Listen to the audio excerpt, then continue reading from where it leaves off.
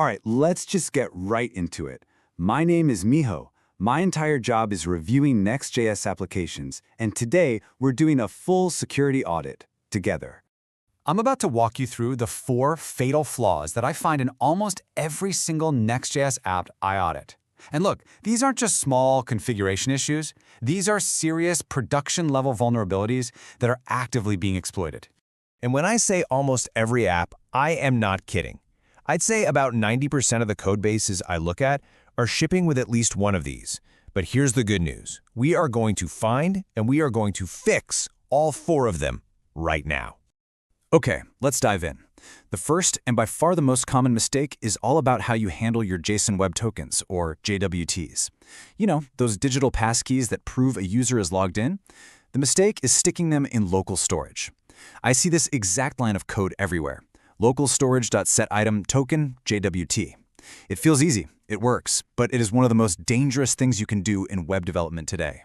So here's the deal. Local storage is completely open to any JavaScript that runs on your page. What does that mean? It means a single cross-site scripting vulnerability, what we call XSS, gives an attacker a direct pipeline to your user's session token. And that vulnerability could come from anywhere, a shady NPM package, a third-party analytics script, whatever. Once they have that token, they can just walk right past passwords, two-factor auth, all of it.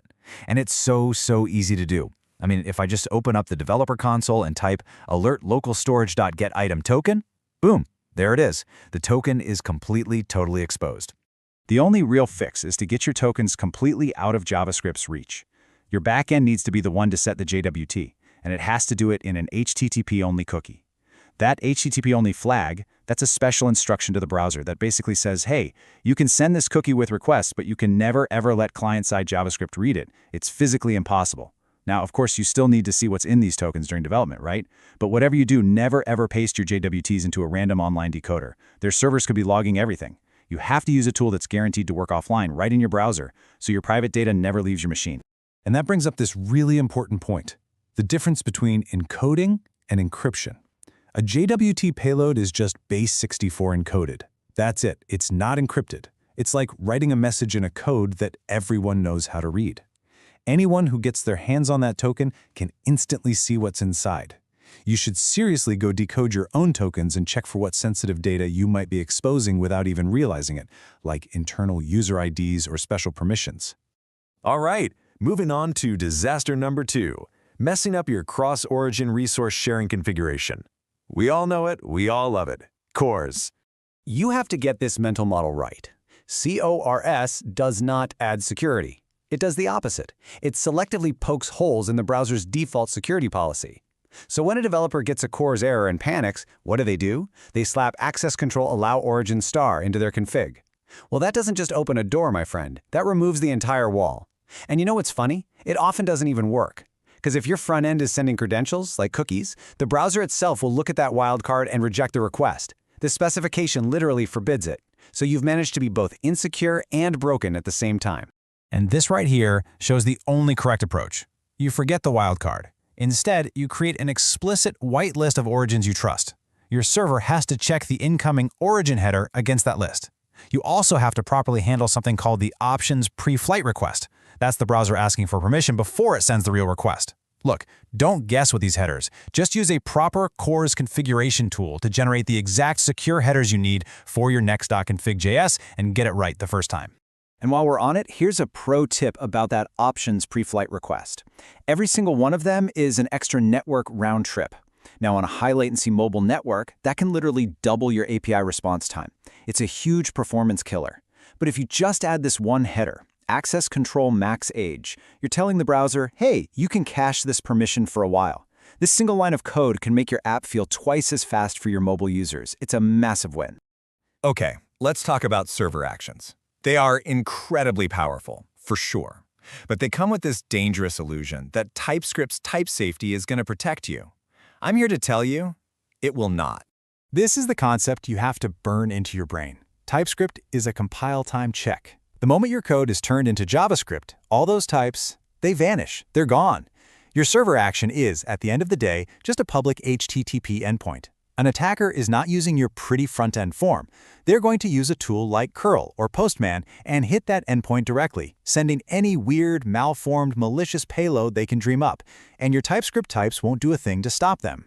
The only real solution is what I call a validation sandwich. You need bulletproof runtime validation that runs on the server every single time that action is called. And this is the perfect job for a library like Zod. It lets you define a strict schema for your data. So you define your schema, and then you wrap your actual server action logic inside a try-catch block, and the very first thing you do is call schema.parse. Now, when that attacker sends their junk payload, it gets rejected immediately with a clean validation error. The attack is just stopped cold.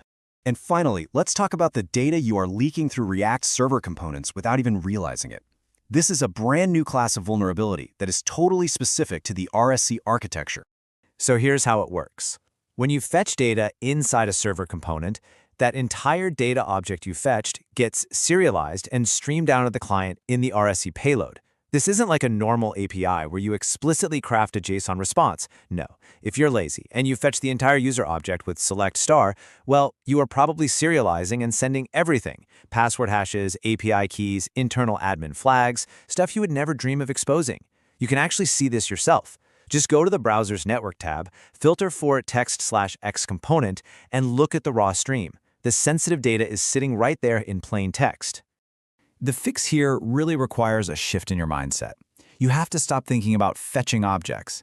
Instead, you need to write your database queries to surgically select only the specific fields the UI component actually needs to render, and nothing more. This payload stream can be a little tough to read by hand, so using a dedicated RSC decoder tool can be a lifesaver for debugging. You can just paste the raw payload in and it'll parse the whole stream and visually flag any data that looks sensitive. Once you go back and fix your query to only select what you need, the leak is gone. So, let's recap. Here are the 4 fixes you need to go and implement today. Number 1, get your tokens out of local storage and into HTTP-only cookies. 2, configure cores with a strict origin whitelist, no more wildcards. 3, wrap every single one of your server actions with runtime validation using a library like Zod. And 4, be surgical. Select only the data your React server components actually need. And the principle that ties all this together is security by design. And that absolutely extends to the tools you use. You have to adopt a zero server logs philosophy. When you're debugging sensitive stuff like JWTs or private API payloads, that data should never ever leave your browser and end up in some third-party tool's server logs. Always use privacy-first, local-only developer tools. And that's it. That is how you run a fast, effective security audit on your Next.js application. If you fix these 4 common issues, I promise you, you will be ahead of 90% of the apps out there. The only question left is, what's hiding in your node_modules folder? Thanks for watching.